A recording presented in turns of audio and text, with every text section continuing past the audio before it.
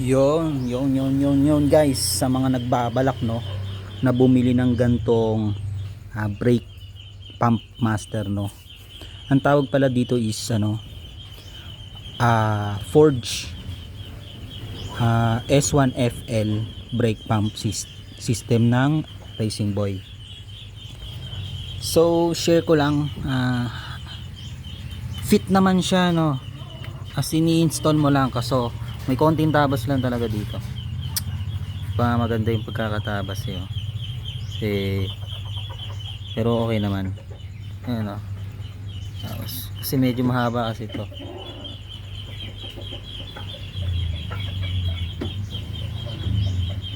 Yan.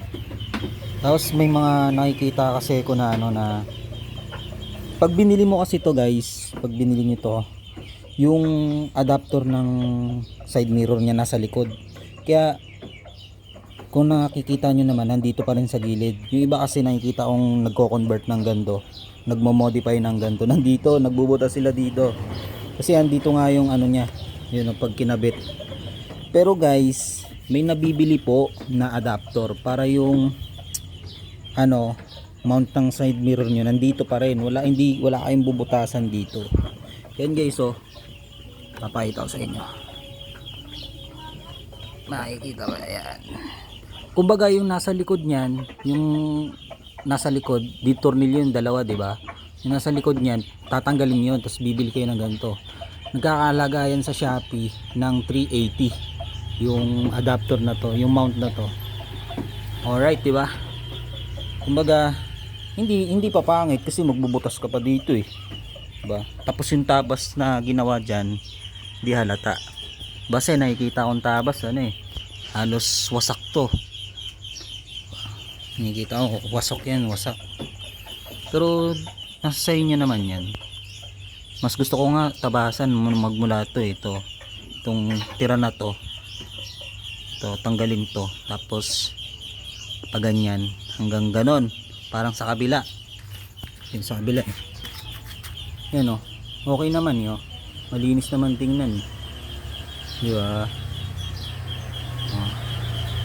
Tapos ito stock pa, bali sa binilan ko kasi na ito, ang inaalok sa akin yung E2 na version. Gusto ko yung ditupi din, tulad na ito na tutupi, yung perch, yun yung tawag doon, perch, S1 perch.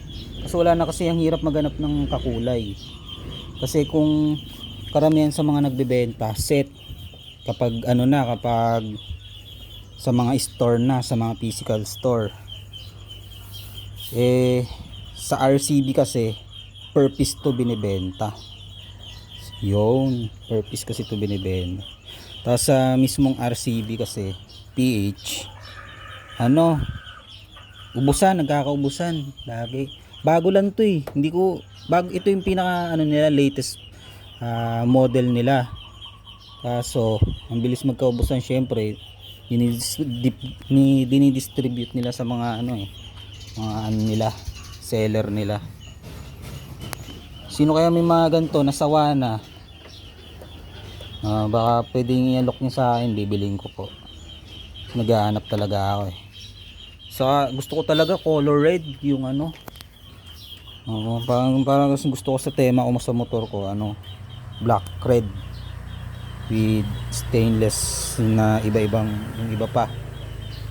So yun, share ko lang guys, kasi sa mga mga magbabalak, nagtitingin kasi ako sa Lazada or sa Shopee. Maraming nagtatanong kung fit ba siya sa Honda Beat, mga ganyan. Yun guys, okay na, sasagot na yung mga tanong nyo. Yun. So hanggang dito na lang guys, bye bye.